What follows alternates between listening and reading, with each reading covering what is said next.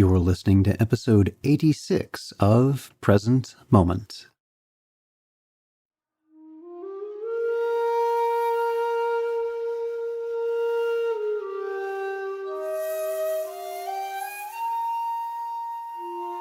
Welcome to Present Moment, Mindfulness, Practice, and Science. I'm Ted Meissner. Present Moment is a podcast with interviews, conversations, and roundtable discussions. We speak with mindfulness teachers about their newest findings published in peer-reviewed science journals, teachers about their understanding and methods as they work with students of mindfulness, authors about their books and interests, and we also speak with everyday practitioners. The website presentmomentmindfulness.com has show notes for each episode along with resource materials. Linda Lehrhaupt joins us to speak about her book, Mindfulness-Based Stress Reduction, the MBSR program for enhancing health and vitality.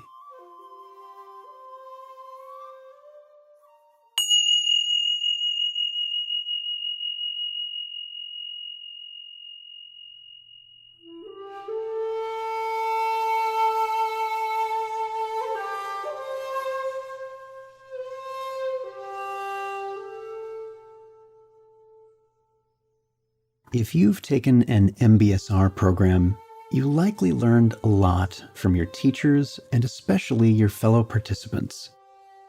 And you may have been exposed to a lot more that you weren't able to explore and steep yourself in just because of the breadth and depth of what was shared in the container of the program.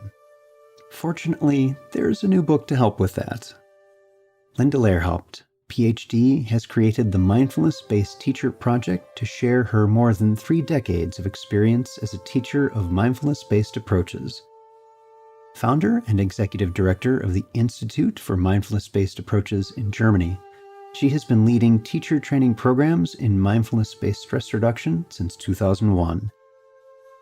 She began training with the Center for Mindfulness in Medicine, Healthcare, and Society at the University of Massachusetts Medical School in 1993 and is certified by them to teach MBSR.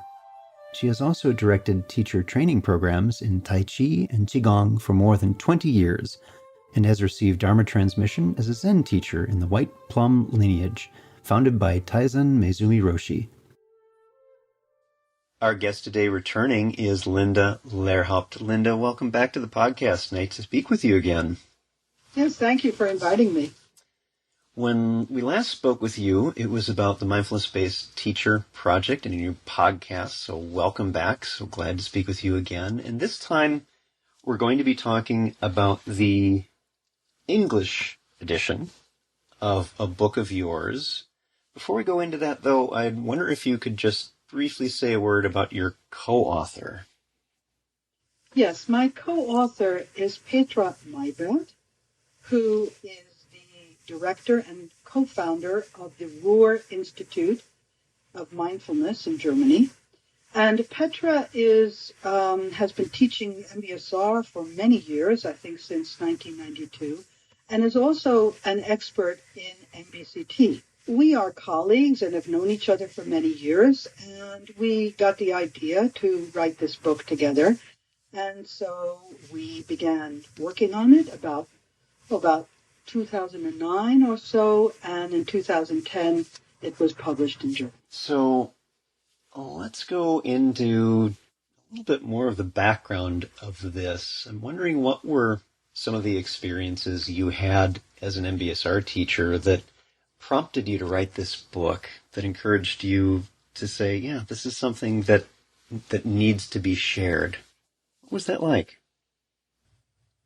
Well, one of the reasons we took the approach we did in the book was we wanted to write a book that would be accessible to a broad swath of the population. We wanted it for people who may have absolutely no familiarity with mindfulness, to people who may have some or even a great deal of familiarity. But we also saw the value of the handbooks that are distributed during the MBSR program, and we saw that there could be a need for being able to go into more depth about about all of the themes that are worked with in the MBSR program. The MBSR program is an 8-week program, which is an intensive training in mindfulness.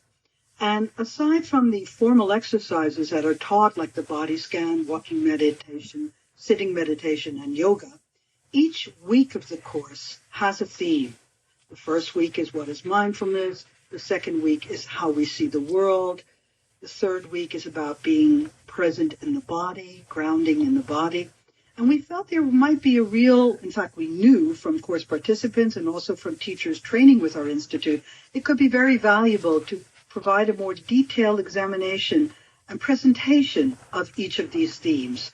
So the second half of the book is actually going through the MBSR course week by week, not with the idea that one can teach or learn or practice or substitute reading about it for practicing, but really allowing a more in-depth treatment of these themes, as well as giving practical tips to support practicing the formal exercises.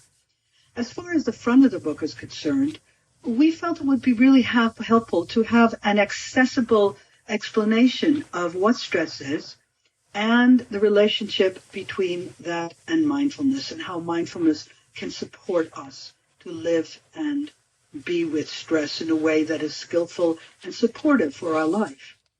There's also a small chapter in the book, but one which I find, which is close to my heart. It's one chapter that I wrote, and it's called Mindfulness Compass. And in that, I look at some of the attitudes or perspectives that can be very supportive for people who are taking part in a mindfulness-based program. So I think that's a little bit, I hope I've touched upon it, what some of the reasons were that brought us to write the book.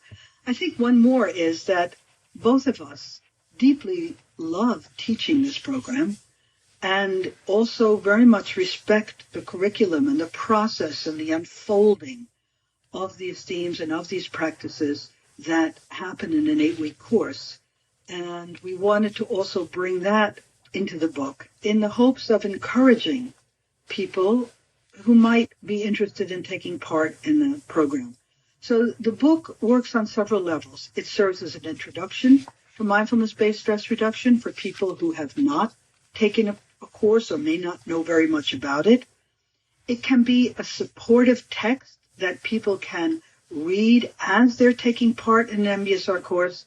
And it can also, for people who are quite experienced, give them more perspective and more information about the MBSR program. I'm wondering if we might spend a moment on that chapter, the Mindful Compass.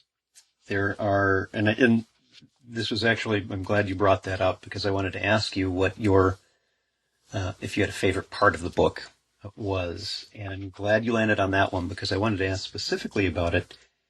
You have a number of sections within that chapter that talk about the beginning of this journey. And I have a personal favorite in what you were sharing there. And I wondered if there was a particular piece of that chapter that particularly resonated with you.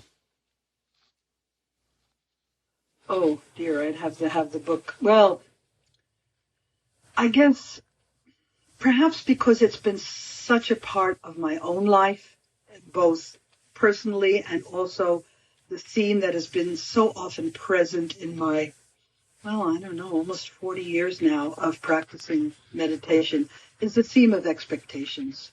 I know that I, myself, and also many of the people that we work with have expectations which can either be worked with skillfully, not so skillfully, or completely unskillfully.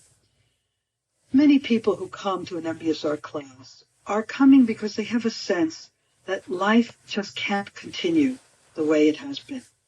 They may be coming because they have an illness or have received a diagnosis.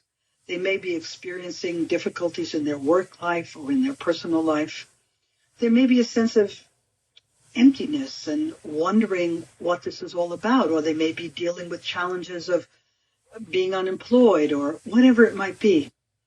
And many times people have tried a whole host of things, and then they've heard about mindfulness, and again the light goes on and say, oh, maybe this can help me. And they come with a well-intentioned but sometimes naive understanding that things are going to happen and they're going to happen now. And that's so understandable. I know myself, when I began meditation practice, I was really in quite a difficult time in my life.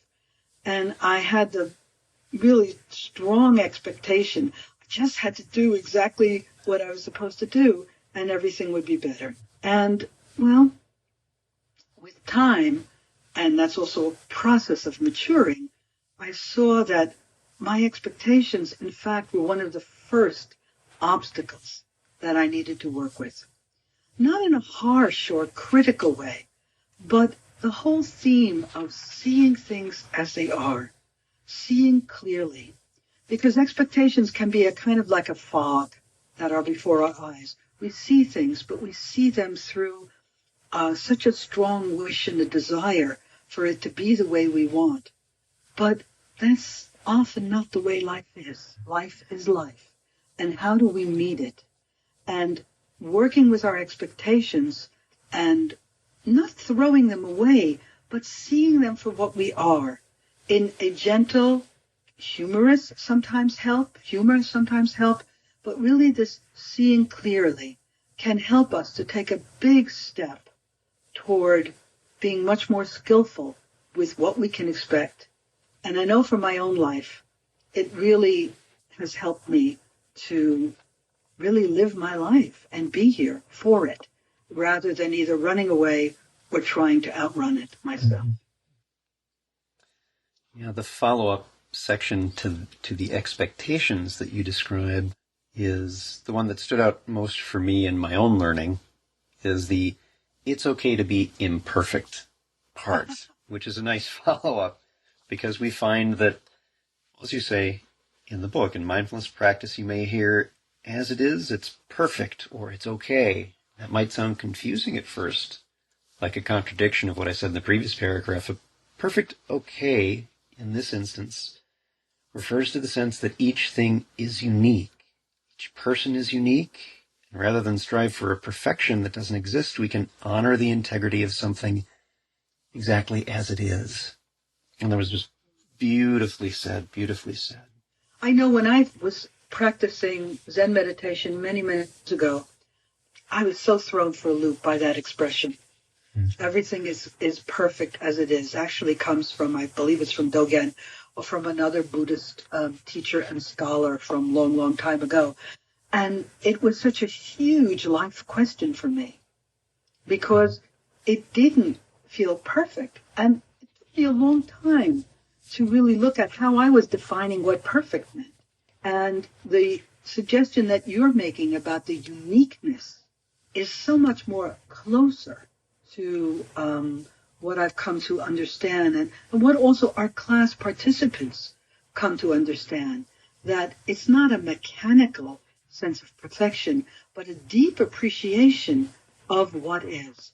And it doesn't mean that we have to love it or like it, Right. but we can learn to be with it in a way that enhances vitality and allows us to, in a sense, live the life that is this gift that has been gifted to us. So in your own experience with teaching specifically MBSR, is there something that you've seen as perhaps one of the more common stumbling blocks that participants have in the program, at least when they get started? Is there something you find yourself regularly suggesting an alternate approach to? Well, you know, the MBSR curriculum, in my own experience, is so beautifully unfolding in terms of these themes that we're talking about. But let's take a look at week 2, where we work with perception and where we begin to introduce the idea that there's different ways of seeing things. This, for many people, is a revelation. there's such a fixed idea that the way I see something is the way it is, that there's a sometimes it's also painful to suddenly realize that, well, maybe it's not quite that way. And what is it that's causing me to see it that way? Well, one thing is often we have very strong likes and dislikes. And often what we like, we see in one way, and what we don't like, we see in another way, in a different way. And it's hard to shift perspective. Another aspect of that is that we take things so personally. So much of our pain in communication situations or in other is caused because we take it so personally, what is actually occurring. And when we develop the capacity through mindfulness practice and applying it to take a step back and to have a more spacious view of things, then we don't just see through a very narrow filter, but a larger vista opens up to us about what might be going on. And we can relate to it in a different way. Let me give you a concrete example. Let's say one I often use is my daughter comes home from school, or came home from school many years ago, and I was busy and hadn't had time to get dinner ready or whatever. And my daughter might come in. She was quite hungry. She said, "Mommy, I'm hungry." And I said, "Well, darling, I'll just get to it. I'll get something together." "Yes, but you said you'd have dinner." And I said, "Yes, I'm sorry, but I was really very, very busy." And, then the whole thing starts up, and then there's a part of me that's saying, "Well, doesn't she understand that I'm so busy?" She's 6 years old, but doesn't she understand that I'm so busy and I haven't been able to prepare dinner, and why is she carrying on, and why is she being such a brat? And before long, I've got this whole story going on about why doesn't she, see me? And in fact, the poor kid's just hungry, and I'm taking it so personally rather than simply saying, "Okay, darling, sit down. I'll get something together as quick as possible." So this sense of how we take everything that reflects so much on ourselves is part of what I'm saying about shifting perspective. And that can be so tremendously freeing and liberating to see that I do have the capacity to change what I'm seeing and how I'm seeing it. And maybe in that, and in fact often in that, there is a new sense of freedom and at the same time groundedness, because I'm really connecting to what's there rather than what I think is there. There are some fundamental shifts that often occur with participants in a program like this. Mm-hmm. And I'm wondering what has stood out to you over the years about those shifts, whether it's they're thematically along a particular idea or how they're impacting people's lives. Whatever it is that's standing out for you about those shifts that you care to share. I think a really important aspect of the shifts in mindfulness-based programs, when they're well taught, and when they have a teacher who is skillfully working with the process of inquiry or mindful dialogue, is that it is the most nourishing and deeply kind of experiential learning which is happening in the program. There are some parts of the program where a teacher may make a presentation about what is stress or something like that, but they're usually quite short and to the point. Far more is creating an environment where students become their own teachers. And through learning the skills of mindfulness and mindful dialogue and mindful inquiry, we can also learn to practice mindful inquiry with ourselves. Yeah? And the insights, which is another way, the insights that people begin to have about their own behavior or their own perspectives or their own situations are deeply rooted in their own experience. And that kind of learning is the most powerful learning that can be. Let me give you an example. A really key aspect of one of the weeks of the program is when we begin to look at the nature of thoughts and what thoughts are. And you can give, as often is done at university, a kind of an intellectual presentation of what thinking is and what thoughts is and cognitive behavior and all this kind of stuff, right? But that very rarely will result in someone having an insight into how their thoughts can be causing them tremendous suffering or tremendous pain. And so one of the shifts that you sometimes see in this unit or a little bit later is a participant saying something like, I have thoughts, but I'm not my thoughts.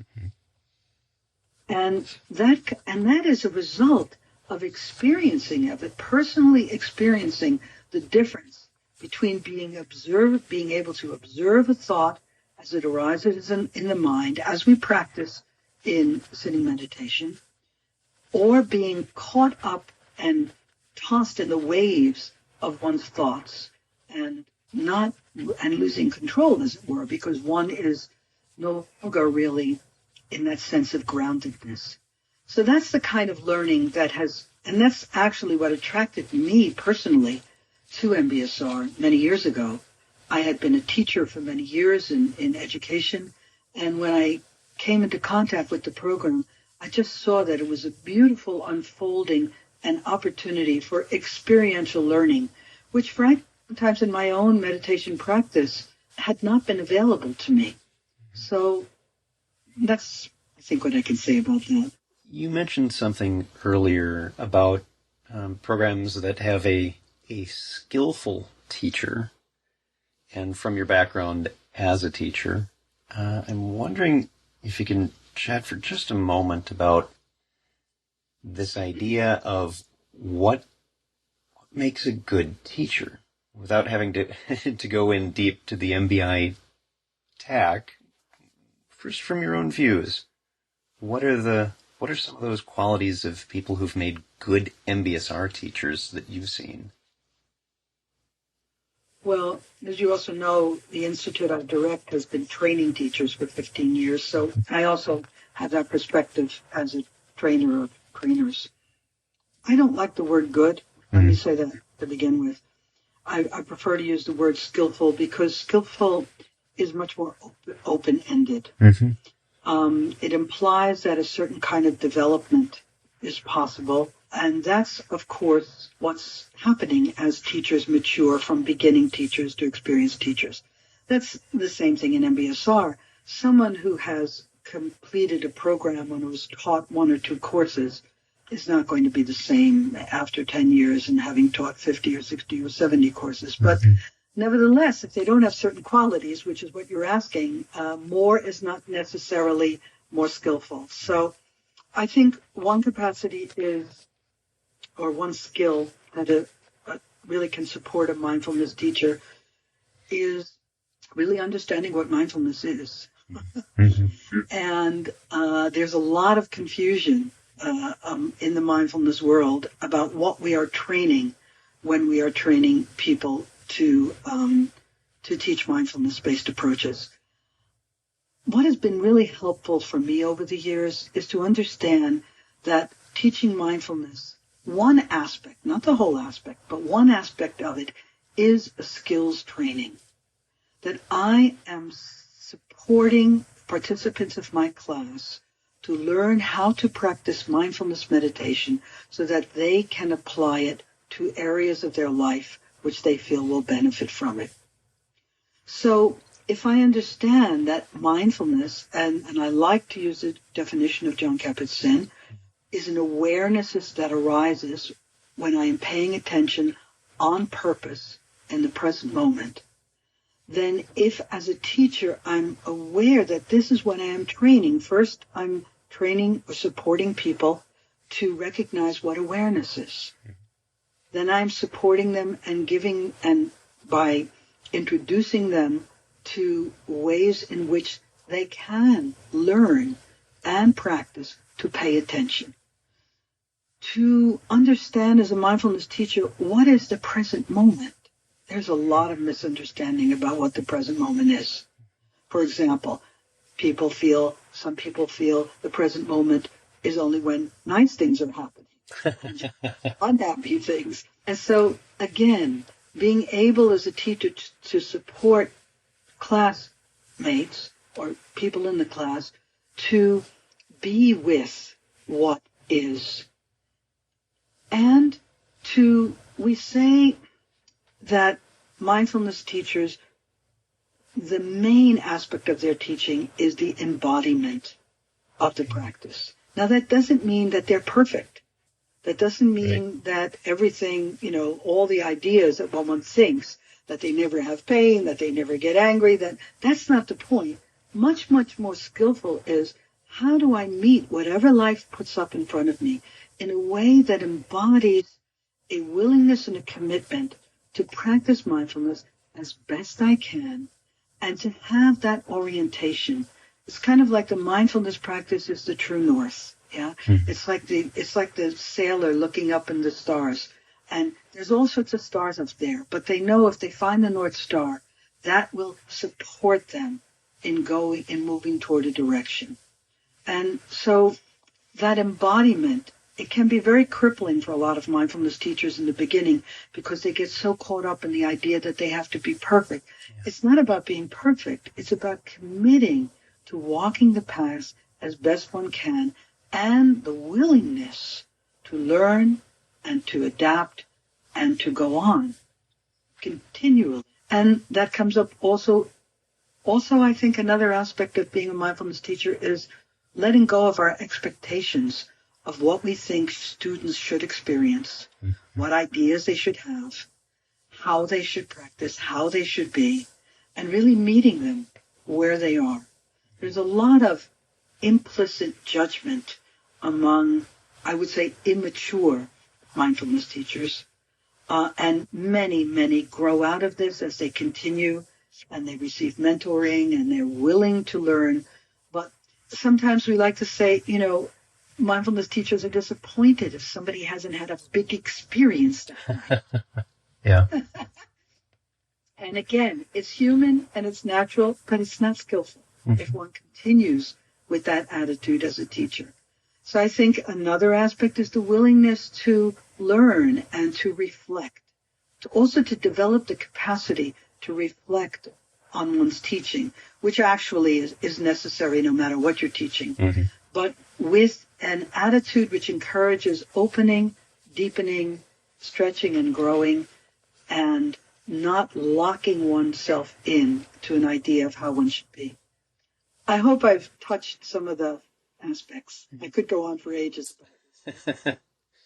And we'll have many more opportunities to unpack this. And it's interesting that so many of the things you shared, they come up in most of the programs I've been involved with. These very ideas, as the one person in a program has just an amazing experience and everything's awesome, and they're in a perfect state of calm right away every time they meditate. And there is also an absolute wonderful validity to the person who says, my mind is all over the place, I'm scattered, and I'm noticing tension, and that is your experience right now. That's not a wrong thing. And that's a very important skill as a mindfulness teacher. What can very easily happen is that in a class where we're inviting the participants to share their experience of an exercise or whatever's come up, the tendency is usually that the people who have had a quote-unquote good experience will begin to talk about it. Let's say it's after week 1 and people have been doing the body scan. And 2 or 3 people will say, oh, how wonderful, not wonderful, but and they've had quote-unquote a positive experience. And as a teacher, there are people in that group who have fallen asleep, who haven't been able to practice, who are feeling ashamed. And it's really important as a teacher that you can create an atmosphere where maybe by asking delicately, well, what were some other experiences that happened this week? Because maybe they're not always like what we've been hearing. And it's not enough to say that. As a mindfulness teacher, the people really need to feel safe that this is a place where I can say, well, I have to tell you, I fell asleep every time. I Right. didn't even get past the left knee, you know, and that's also a quality. Yeah, I agree with that completely. It's very sometimes challenging when you do have, as often is the case in a program, where there's a mixed bag of what people are experiencing, ensuring that one is not giving privilege to the calm types of experiences and rather inadvertently perhaps disenfranchising those for whom that's not the experience, but also making theirs welcome as well. Right, because they're already disenfranchising themselves. Right. So in that situation, the support of the teacher can be really, really essential to helping them cross that bridge from being silent to sharing their experiences with the group. Yeah. That's very true. Linda, is there anything else you'd like to share with the listeners? Well, maybe I can just say how thrilled I am that this book is available in English now. It's been a wonderful journey to bring it from German into English, and also to be able to share it with everyone. I'm very excited about that, and also the opportunity to talk about the work that I love, and to know that perhaps it will support others and inspire others to go out in the world and do this work or be with this work in whatever way they choose. So thank you so much for inviting me. It's been a great opportunity to talk about the program and to talk about our book, and I hope it will support people to take this wonderful path of mindfulness practice. Well, our guest today, Linda Lehrhaupt. You can find out more about what she's doing on a couple of links that we'll have on the episode page for this episode. Linda, thank you for being here. Thank you for having me.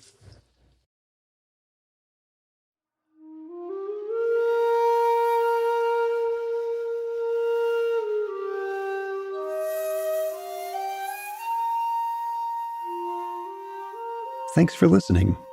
If you'd like to learn more about something you've heard in today's podcast, please come visit the website at presentmomentmindfulness.com. You'll find an entire webpage devoted to this and every episode. You can comment on the episode page and find show notes and other helpful resources for your mindfulness practice. The shakuhachi music heard on Present Moment is used by permission and through the generosity of musician Rodrigo Rodriguez. His website is linked on the Present Moment website on the About Podcast Music page. Sound editing, mixing, and mastering provided by the generosity of Anthony Dominello of StructureFromSound.com. Until next time, remember, every moment you have a choice. Make it the best you can. See you next time on Present Moment.